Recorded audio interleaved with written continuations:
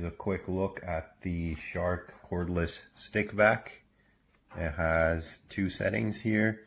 First one is for bare floors. The second one here is for carpeted floors. And it has a trigger here. You pull it when you're using it and it puts on maximum suction power. Once you turn it on, so I'll put it on bare floor. The light turns on.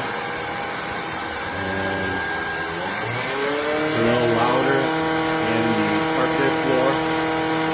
I'll pull the max button until it sounds loud.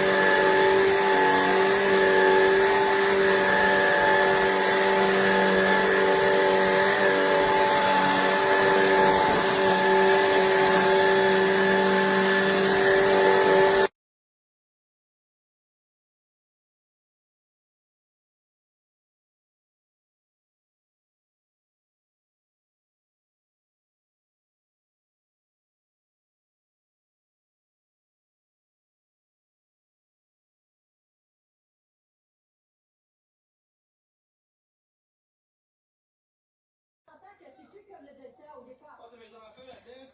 Puis, je vois l'avenir qui s'en vient pour eux autres, on se lève pas. Ça sera pas le fun.